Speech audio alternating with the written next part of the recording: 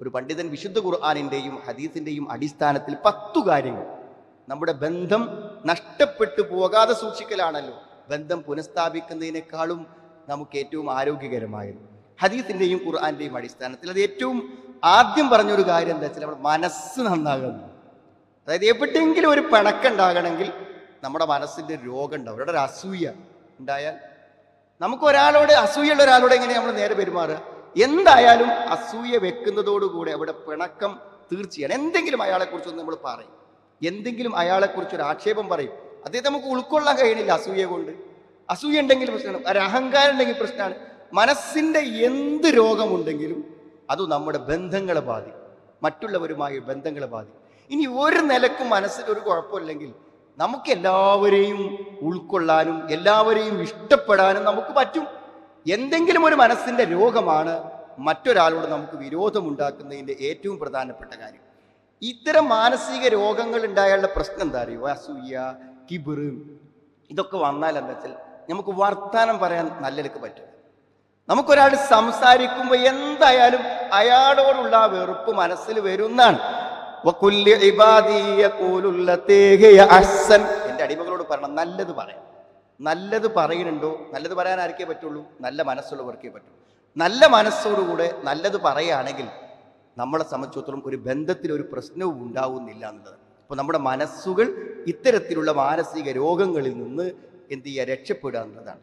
രണ്ടാമത്തെ ഒരു കാര്യമായി പറഞ്ഞിട്ടുള്ളത് അൽ മുസ്ലിമോ മിർആത്തു അഖീഹിൽ മുസ്ലിം. ഒരു മുസ്ലിം എന്ന് പറഞ്ഞാൽ തൻ്റെ മുസ്ലിമിൻ്റെ കണ്ണാടിയാണ് എന്ന് പറഞ്ഞാൽ മറ്റൊരാളുടെ പ്രവർത്തനത്തിൽ വരുന്നൊരു തകരാറാണോ തെറ്റാൻ കാരണം?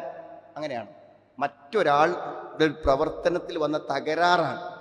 അപ്പം ആ തകരാറ് എന്തായാലും ഇസ്ലാമിക വിരുദ്ധമായിരിക്കും, ദീനിനെതിരായിരിക്കും. അപ്പം നമ്മളെന്താ ചെയ്യേണ്ടത്? തെറ്റാണോ ചെയ്യേണ്ടത്? അവനിൽ ആ കാര്യം തിരുത്തി കൊടുക്കുക എന്നുള്ളതാണ് നമ്മുടെ കർമ്മം. എന്താണോ അവന് പറ്റിയ അപാകത, ആ അപാകത തിരുത്തി കൊടുക്കാൻ കഴിയുക എന്നതാണ്. അതല്ലാതെ അതിൻ്റെ പേരിൽ അവരോട് തെറ്റാൻ, അവൻ അങ്ങനെ ചെയ്തല്ലോ ഇങ്ങനെ ചെയ്തല്ലോ എന്ന് പറഞ്ഞ് പിണങ്ങുന്നതിൽ എന്തർത്ഥമാണുള്ളത്? അത് വളരെ പ്രധാനപ്പെട്ട ഒരു കാര്യം. മറ്റൊരാളോട് നമുക്ക്, കാരണം മുസ്ലിം എന്ന് പറഞ്ഞാൽ അവൻ്റെ കാര്യം ഗുണകാംക്ഷയാണ്. അദ്ദീനു അൻ നസീഹ. നമ്മൾ എപ്പോഴും ഒരാൾ അപ്പോൾ ഗുണം വരണമെന്ന് ആഗ്രഹിക്കാറ് എന്താണ്? ഒരാൾ തെറ്റുകാരനായി ജീവിക്കാനല്ലല്ലോ നമ്മൾ ആഗ്രഹിക്കും. അയാൾ ആ തെറ്റു തിരുത്തി നല്ലവനാവണം. നമ്മൾ മാത്രം പിണങ്ങി അയാൾ നന്നാവും, മറ്റുള്ളവരോടൊക്കെ ആ പെരുമാറ്റം ഉണ്ടാവുന്നില്ലേ? അയാളിൽ നിന്നും ആ തിന്മ എടുത്തു പോകാൻ വേണ്ടി പരിശ്രമിക്കുകയാണ് ചെയ്യേണ്ടത്. അപ്പോൾ ആ ഗുണകാംക്ഷ വിട്ട് നമ്മൾ പെരുമാറാകാതെ, ഒരാൾ തെറ്റ് ചെയ്യുന്നെങ്കിൽ അതിൻ്റെ പേരിൽ നമ്മൾ ചെയ്യേണ്ടത് അയാളെ തിരുത്തുകയാണ് വേണ്ടത് എന്ന അറിവ് നമുക്കുണ്ടാവുക. മൂന്നാമത്തെ ഒരു കാര്യമായിട്ട് യജിബു അലൽ മുസ്ലിമി അൻ യുഹ്സിന അല്ലൻ. എപ്പോഴും എന്താ അറിയും, മറ്റുള്ള ഒരുത്തനോട് എന്തിന് പിണങ്ങി എന്ന് ചോദിക്കുന്നതിന് നമ്മൾ പറയുന്ന കാരണം ഒരു ഊഹമാണ്. അവൻ അതുകൊണ്ടായിരിക്കും വന്നിട്ടുണ്ടാവുക, അതുകൊണ്ടായിരിക്കും വരാതിരുന്നിട്ടുണ്ടാകുക, അതുകൊണ്ടാണ് അവൻ അങ്ങനെ പറയാൻ കാരണം, അതുകൊണ്ടാണ് അവൻ അങ്ങനെ സംസാരിച്ചത്. അതൊക്കെ നമുക്ക് എങ്ങനെ അറിയാം? അവൻ്റെ മനസ്സിലുള്ള കാര്യം. അതുകൊണ്ട് നാം തെറ്റായി വിചാരിക്കും. നാം മറ്റുള്ളവരെ കുറിച്ച്, നാം പിണങ്ങിയവരെ കുറിച്ച് നമ്മൾ വിചാരിച്ചത് ശരിയാണോ? ശരിയാണോ? അത് നമ്മൾ വിചാരിച്ച് തെറ്റായ രൂഹമാണെങ്കിലും. അതുകൊണ്ട് എപ്പോഴും മറ്റുള്ളവരെ കുറിച്ച് എന്ത് ചെയ്യണം? വജ്തനിബു കസീറൻ മിനൽ ഊഹങ്ങൾ ഉപേക്ഷിക്കും. ഊഹങ്ങൾ മനസ്സിൽ എപ്പോഴും മനുഷ്യനെ സംബന്ധിച്ചിടത്തോളം ഊഹിക്കുമ്പോൾ ഒരു പ്രശ്നം തരങ്ങൾ മോശമായത് ഊഹിക്കും. അവൻ നല്ലത് ചെയ്തു എന്ന് നമ്മൾ ഊഹിക്കൂല. ഊഹിക്കുമ്പോൾ എപ്പോഴും അവൻ്റെ മോശമായൊരു കാര്യത്തെക്കുറിച്ചാണ് നമ്മൾ ഊഹിക്കുക. അത്തരം ഊഹങ്ങളും വിചാരങ്ങളും നാം എല്ലാവരെ കുറിച്ചും നല്ലത് വിചാരിക്കും. ഒരാളിൽ കുറേ തെറ്റുകളുണ്ടെങ്കിലും കുറേ നല്ലതുണ്ടാവുമല്ലോ. ആ നന്മകളെക്കുറിച്ച് വിചാരിക്കാനും അയാൾ നല്ലവനാണെന്ന് വിചാരിക്കാനും നമുക്ക് കഴിയുക എന്നുള്ളത് പ്രധാന കാര്യമാണ്. അതേപോലെ നാലാമത്തെ ഒരു കാര്യമായി പറഞ്ഞാൽ മുസ്ലിം ലാ യദ്ലിമു ഇഖ്വാന. ഒരാൾക്കും ഒരു ഉപദ്രവം ചെയ്യാതെ, നമ്മളിൽ നിന്ന് എന്തോ ഒരു ബുദ്ധിമുട്ട് വന്നത് കൊണ്ടാണ് അവൻ പിണങ്ങിയത് അല്ലേ? സത്യത്തിൽ അതാണ് സംഭവിക്കുന്നത്. അങ്ങനെ നമുക്ക് ഒരാളെ ഉപദ്രവിക്കാൻ പറ്റും. നമുക്ക് അങ്ങനെ ഒരു വാക്ക് പറയാൻ പറ്റും. അവന് വിഷമകരമായൊരു വാക്ക് എന്തിനു നാം പറഞ്ഞു? അവന് ബുദ്ധിമുട്ടുണ്ടാക്കുന്ന ഒരു കാര്യം എന്തിനു നാം ചെയ്തു? അങ്ങനെ മറ്റുള്ളവനൊരു ഉപദ്രവവും ബുദ്ധിമുട്ടും ഉണ്ടാവുകയില്ല എന്ന്. യാ ഇബാദി ഇന്നി ഹറംതു ദുൽമ അലാ നഫ്സി. അല്ലാഹു പറയും, ഞാൻ എൻ്റെ നഫ്സിൻ്റെ പേരിൽ ദുൽമിനെ ഒരു അക്രമവും ചെയ്യൂല എന്ന് ഞാൻ എനിക്ക് നിഷിദ്ധമാക്കിയിരിക്കുന്നു. എന്നാൽ വജഅൽതുഹു ബൈനകും മുഹറമൻ, നിങ്ങൾക്കിടയിലും ഞാൻ ദുൽമ ചെയ്യാൻ, ഒരാൾക്കും ഒരു ദ്രോഹവും ചെയ്യാൻ പാടില്ലെന്ന്, അങ്ങനെ ദ്രോഹം ചെയ്യുന്നതിന് ഞാൻ നിങ്ങൾക്ക് നിഷിദ്ധമാക്കിയിരിക്കുന്നു എന്നാണ്. തീർച്ചയായും ളുൽമ എന്നുള്ളത് ഇന്ന ളുൽമ ളുലുമാതു യൗമൽ ഖിയാമ, ഖിയാമത്ത് നാളിൽ ഇരുട്ടാണ്. നമ്മൾ ആരോടൊരു അക്രമം ചെയ്താലും അത് പരലോകത്ത് നമുക്ക് ഇരുട്ടായി വരും. അപ്പം ആർക്കും ഒരു വാക്ക് കൊണ്ടോ അല്ലെങ്കിൽ ഒരു നോട്ടം കൊണ്ടോ അല്ലെങ്കിൽ ശാരീരികമായോ എന്തെങ്കിലും ഒരിടങ്ങേറ് എന്നെ കൊണ്ട് മറ്റൊരാൾക്ക് വരില്ലെന്ന് വിചാരിച്ചാലും നമ്മളിൽ നിന്ന് ഒരാൾ പിണങ്ങിപ്പോകുന്നു. അത് ഭാര്യയോടാവട്ടെ, മക്കളോടാവട്ടെ, നമ്മളുമായി സഹവസിച്ച് ജീവിക്കുന്ന നമ്മുടെ സഹപ്രവർത്തകരാവട്ടെ, അയാൾക്ക് എന്തെങ്കിലും ഒരു ദ്രോഹം നമ്മളിൽ നിന്ന് ഉണ്ടായിട്ടില്ലെങ്കിൽ അവിടെ ഒരു പിണക്കത്തിന് അവസരമില്ല എന്നതാണ് പ്രധാനം. മറ്റൊന്ന് അൽ മുസ്ലിം യതവാള, അഞ്ചാമത്തെ കാര്യം, ഒരു മുസ്ലിം വിനയാന്യതനാണ്, അവൻ അഹങ്കാരിയാവൂല. നമുക്കെല്ലാവർക്കും നമ്മുടേതായ ഒരു സ്ഥാനം ഉണ്ടാവും. അത് ചിലപ്പോൾ പണം കൊണ്ടാവാം, അല്ലെങ്കിൽ നമ്മുടെ അറിവ് കൊണ്ടാവാം, അല്ലെങ്കിൽ നമ്മുടെ പദവി കൊണ്ടാവാം, അല്ലെങ്കിൽ നമ്മുടെ ഒരു വാപ്പ എന്ന പദവിയാകാം, അല്ലെങ്കിൽ ഉമ്മ എന്ന പദവിയാകാം, ജ്യേഷ്ഠൻ എന്ന പദവിയാകാം, അല്ലെങ്കിൽ വയസ്സുകൊണ്ടുള്ള പദവിയാകാം. എന്താവട്ടെ, നമ്മൾ കുറച്ച് മേലെയാണെന്നുള്ളത് മറ്റുള്ളവരെ താഴെ കാണാനുള്ള ഒരു വകയില്ലത്. അത് സത്യത്തിൽ നമ്മളിൽ എല്ലാവരിലും സംഭവിക്കുന്ന ഒരു പ്രശ്നമാണ്. ഒരണ്ണുമണി തൂക്കം മറ്റുള്ളവനോട് അഹങ്കാരം വരുമ്പോൾ വാക്ക് പഴക്കും, പെരുമാറ്റം പഴക്കും, നോട്ടം പഴക്കും, സമീപനം പഴക്കും, വർത്തമാനങ്ങൾ പഴക്കും. അതുകൊണ്ട് വിനയം കാണിക്കുക എന്നുള്ളത് എവിടെ നഷ്ടപ്പെടുന്നുവോ അവിടെ ബന്ധങ്ങളില്ലാതെയാവും. നമ്മൾ ആരായിരുന്നാലും ശരി, മറ്റുള്ളവരോട് പെരുമാറുമ്പോൾ ആ വിനയത്തോടുകൂടെ പെരുമാറുക എന്നുള്ളത് ധാരാളം ആയത്തുകളിലും ഹദീസുകളിലും നമ്മളെ ഉത്ബോധിപ്പിച്ചിട്ടുള്ള പ്രധാനപ്പെട്ട ഒരു കാര്യമാണ്. എപ്പോഴോ നാം നമ്മുടെ മഹത്വം അറിയാതെ മനസ്സിൽ വിചാരിച്ച് നാം മറ്റുള്ളവരോട് വാക്കിലോ പ്രവൃത്തിയിലോ സംസാരിച്ചപ്പോൾ അവന് മനസ്സിലായി, ഇയാൾ എന്നെ ഉൾക്കൊള്ളുന്നില്ല, ഇയാൾ എന്നെ ചെറുതായി കാണുന്നു, എൻ്റെ വാക്കുകളെ നിസ്സാരമായി കാണുന്നു, ഞാൻ പറഞ്ഞ ന്യായം അയാൾ അഹങ്കാരം കൊണ്ട് തള്ളിക്കളയുന്നു എന്ന് തോന്നിക്കഴിഞ്ഞാൽ അത്തരം ആളുകൾ നമ്മളെ അകന്നു പോകും, നമ്മളോടുമായുള്ള ബന്ധങ്ങളെ അവർ വിച്ഛേദിച്ചു പോകുന്നതാണ്. മറ്റൊന്ന് പറഞ്ഞാൽ മുസ്ലിം, ഒരു മുസ്ലിമിനെ സംബന്ധിച്ചിടത്തോളം അവൻ എന്ത് ചെയ്യണം? അവൻ്റെ സ്വഭാവങ്ങളിൽ മര്യാദ പാലിക്കണം. സുഹൃത്തുക്കളെ, മര്യാദക്കാരനാവുക എന്നല്ല, നമ്മൾ മര്യാദകേട് കാണിക്കുമ്പോൾ ബന്ധങ്ങൾ ഇല്ലാതെ. വീട്ടിലൊരാൾ കയറി വന്നു, അവൻ നമ്മുടെ അതിഥിയല്ലേ, നമ്മൾ അവനെ ആദരിക്കേണ്ടതുണ്ട്.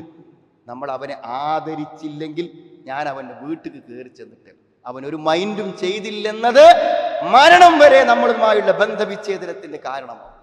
ഒരു മര്യാദയുണ്ട്, എവിടെയും നമ്മൾ പാലിക്കേണ്ട ഒരു മര്യാദയും, പെരുമാറ്റത്തിലും വാക്കിലും സമീപനങ്ങളിലും എല്ലാം. ആ മര്യാദ നമ്മൾ പാലിച്ചില്ലെങ്കിൽ മര്യാദയില്ലാത്തവനോടൊപ്പം ആരുണ്ടാവില്ല. മര്യാദ കാണിക്കാത്ത ഒരുത്തൻ്റെ കൂടെ ആരുണ്ട്? എവിടെയും ഒരു വിശ്വാസിക്കുണ്ടാകേണ്ട ഏറ്റവും വലിയ ആഗ്രഹം, ഇന്ന മിൻ ഖിയാരിക്കും, നിങ്ങൾ ഏറ്റവും നല്ല ആളുകൾ, മഹാസിനുക്കും അഖ്ലാഖ, നല്ല സ്വഭാവം നന്നാക്കുന്നവരാണ് നിങ്ങൾ ഏറ്റവും ഉത്തമൻ എന്ന് നബി ഇസ്ലാസ്മ പറഞ്ഞിട്ടുണ്ട്. അതുകൊണ്ട് നമ്മൾ ജീവിതത്തിൽ പാലിക്കേണ്ട മര്യാദകൾ എന്താണോ ആ മര്യാദകളെ പാലിക്കുക എന്നുള്ളത് വളരെ പ്രധാനപ്പെട്ട കാര്യമാണ്. മറ്റൊരു കാര്യം, ഒരു വിശ്വാസിയെ സംബന്ധിച്ചിടത്തോളം അവൻ വിട്ടുവീഴ്ച ചെയ്യണം. എപ്പോഴെങ്കിലൊക്കെ എന്തെങ്കിലുമൊക്കെ ഒരാളെത്ത് നമുക്കെതിരായി വരൂലേ സുഹൃത്തുക്കളെ, ഒരു വാക്ക് ഒരാൾക്ക് പയച്ചു പോയി, വിട്ടുവീഴ്ച കൊടുക്കുക. അതെന്നെ മനസ്സിൽ വെച്ച് കാലാകാലം പിന്നെ എപ്പോഴോ ചെയ്തൊരു കാര്യം മനസ്സിൽ ഇങ്ങനെ കൊണ്ടുനടന്ന് മരണം വരെ ആ ബന്ധം എന്തിനാണ് അത്? എന്താ അതുകൊണ്ടൊരു പ്രയോജനമുള്ളത്? എന്തൊരു കാര്യമുള്ളത്? വാക്കിലോ പ്രവൃത്തിയിലോ ഇടപാടിലോ എപ്പോഴെങ്കിലും സംഭവിച്ച നമ്മുടെ ആത്മസുഹൃത്താണ്, അയൽവാസിയാണ്, എത്രയോ കാലം നമ്മുടെ കൂടെ ഉണ്ടായിരുന്ന ആളാണ്, ഒരു അപാകത അവന് പറ്റി, സത്യമായും പറ്റിയിട്ടുണ്ട്. അവൻ നമ്മളോട് ക്ഷമ ചോദിക്കുന്നു, വിട്ടുവീഴ്ച ആഗ്രഹിക്കുന്നു. ആ വിട്ടുവീഴ്ച നമ്മൾ നൽകണം. വിട്ടുവീഴ്ച നൽകാത്ത ആൾക്കാർ ആലോചിക്കേണ്ട കാര്യം എന്താ അറിയോ? നമ്മൾക്ക് അധികാരമുള്ളൊരു കാര്യത്തിൽ വിട്ടുവീഴ്ച കൊടുക്കാതിരിക്കാൻ ഒരുപക്ഷെ നമുക്ക് പറ്റിയേക്കാം. പടച്ചോൻ അങ്ങനെ തീരുമാനിച്ചാലോ എന്നാണ്. നമ്മൾ ചെയ്ത തെറ്റുകൾക്കൊന്നും ഒരു വിട്ടുവീഴ്ചയും തരണ്ടെന്ന് പടച്ചോൻ തീരുമാനിച്ചാൽ നമ്മൾ എന്ത് ചെയ്യുമെന്ന് ആലോചിക്കാം. അതുകൊണ്ട് മറ്റുള്ളവർക്ക് നാം വിട്ടുവീഴ്ച നൽകുമ്പോൾ ഏറ്റവും അധികം വിട്ടുവീഴ്ച നാം ചോദിക്കുന്ന പടച്ച തമ്പുരാൻ നമുക്ക് അഫ്വ് തരാൻ അതൊരു കാരണമായി തീരും. വിട്ടുവീഴ്ചകൾ ചെയ്യാൻ തയ്യാറല്ലാത്തവർക്ക് ഒരിക്കലും ഒരു ബന്ധത്തെ നന്നാക്കി മുന്നോട്ട് കൊണ്ടുപോകാൻ പാടില്ല, സാധ്യമല്ല. 8 കാര്യങ്ങൾ പറഞ്ഞു. 9ാമത്തെ കാര്യം, അൽ മുസ്ലിം ലാ യഹ്ജുറു അഖാഹുൽ മുസ്ലിം. എന്താണ്? നമ്മൾ മുസ്ലിമായ ഒരു സഹോദരനോട് നമ്മൾ പിണങ്ങാൻ പാടില്ല. പിണങ്ങാൻ മതപരമായി പറ്റും, അവകാശമുള്ള ചില സന്ദർഭങ്ങൾ. ആ സന്ദർഭങ്ങളിൽ അല്ലാത്ത ഒരു കാര്യത്തിലും നമ്മൾ പിണങ്ങാൻ പാടില്ല. എന്തെങ്കിലും ചെറിയൊരു പ്രശ്നം ഉണ്ടാകുമ്പോഴേക്കും എല്ലാവരും സ്വീകരിക്കുന്ന ഒരു മാർഗ്ഗമാണ് എന്ത് ചെയ്യുക? അവരെ മാറ്റി നിർത്തുക. നിങ്ങൾ ആലോചിച്ച് നോക്കുന്നത് നമ്മുടെ വീട്ടിലോ എന്തെങ്കിലുമൊക്കെ ഒരു പരിപാടി, ഒരു ഫംഗ്ഷൻ, ഒരു വിവാഹമോ അല്ലെങ്കിൽ എന്തെങ്കിലും ഒരു പ്രധാനപ്പെട്ട വിശേഷ പരിപാടികളൊക്കെ ഉണ്ടാകുമ്പോൾ എന്തായാലും മറന്നു പോവല്ല, എല്ലാവരും വിളിച്ചിട്ട് ഒരാളെ വിളിക്കാതിരിക്കുക. അതെന്തിനാ? ആ വിളിക്കാതിരിക്കുന്ന വ്യക്തി നമ്മൾ അവനിൽ ബന്ധം വിച്ഛേദിച്ചിട്ടുണ്ട്, അവൻ നമ്മളോട് ചെയ്തതിൽ മാപ്പില്ലെന്ന് അവനെ ബോധ്യപ്പെടുത്താനാണ്. എത്രമാത്രം വേദന ഉണ്ടാവും. എത്ര ആളുകൾ അവനോട് ചോദിക്കുന്നറിയോ, എന്നെ വിളിച്ചോ, എന്നെ വിളിച്ചോ, നിങ്ങൾ വലിയ അടുത്ത ആൾക്കാരായിരുന്നല്ലോ എന്ന് പറയും. മനഃപൂർവ്വമൊക്കെ അങ്ങനെ ചെയ്യുമ്പോൾ ആ സമയത്ത് എന്താ ചെയ്യേണ്ടത്? അവനെ വിളിച്ച് ബന്ധം നന്നാക്കാനാണത്. മകളുടെ വിവാഹം ഉണ്ടായപ്പോൾ അതുവരെ ബന്ധം വിച്ഛേദിക്കപ്പെട്ടവനാണ് ആദ്യത്തെ ക്ഷണം, ഈ കല്യാണത്തിന് നീ വരണം, നമ്മളിങ്ങനെ നിൽക്കാൻ പാടില്ലല്ലോ എന്ന് പറയേണ്ട സ്ഥലത്ത് ഒരു നല്ല വിവാഹ സദസ്സിനെ ഒരുത്തനോടുള്ള പകരം വീട്ടാൻ, അവനോട് നാം മിണ്ടില്ലെന്ന് തെളിയിക്കാനുള്ള അവസരമായി വിനിയോഗിക്കുന്ന എത്ര ആളുകളുണ്ട്. തൊട്ടയൽവാസിയെ, സ്വന്തം സുഹൃത്തുക്കളെ, സഹോദരങ്ങളെ മാറ്റി നിർത്തുന്നവരുണ്ട്. യഥാർത്ഥത്തിൽ അവിടെ മിണ്ടാതിരിക്കാൻ എനിക്ക് പറ്റില്ലെന്നാണ്.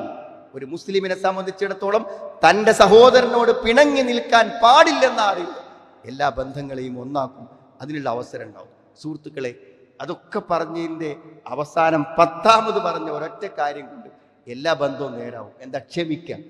നമുക്ക് എന്തൊക്കെ ബുദ്ധിമുട്ടുകൾ ആരിൽ നിന്നൊക്കെ ഉണ്ടായിട്ടുണ്ടോ അതൊക്കെ ക്ഷമിക്കാനുള്ള മനസ്സ്, അതാണ് ഒരു വിശ്വാസിക്ക്. അങ്ങനെ ക്ഷമിക്കാനുള്ള ഒരു മനസ്സും ഒരു വിശ്വാസിക്കുണ്ടെങ്കിൽ അവൻ്റെ ഏത് ബന്ധങ്ങളെയും അവൻ പുനഃസ്ഥാപിക്കും. എന്തെങ്കിലുമൊക്കെ ഒന്ന് വരുമ്പോഴേക്കിന് നമുക്ക് ക്ഷമ നഷ്ടപ്പെട്ടു പോവുക, ദേഷ്യം വന്നു പോവുക, വെറുപ്പ് വന്നു പോവുക, സഹിക്കാൻ പറ്റാതാകുക, അതൊരു പ്രതികാരമാകുക.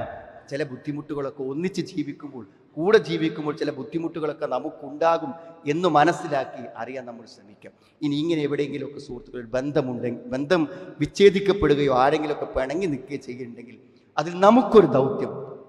എന്താ നമ്മുടെ ദൗത്യം എന്ന് പറഞ്ഞാൽ, ചിലപ്പോൾ ഒരാൾക്ക് പിണങ്ങി നിൽക്കുമ്പോൾ അടുത്ത ആളോട് പോയിട്ട്, അവൻ പിണങ്ങിയ ആളോട് പോയിട്ട് എനിക്ക് വിട്ടുവീഴ്ച തരണം, നന്നാവണം എന്ന് പറയാൻ ചില പ്രയാസം ഉണ്ടാകും. എന്നാൽ വേറൊരാൾക്ക് അത് പറ്റും.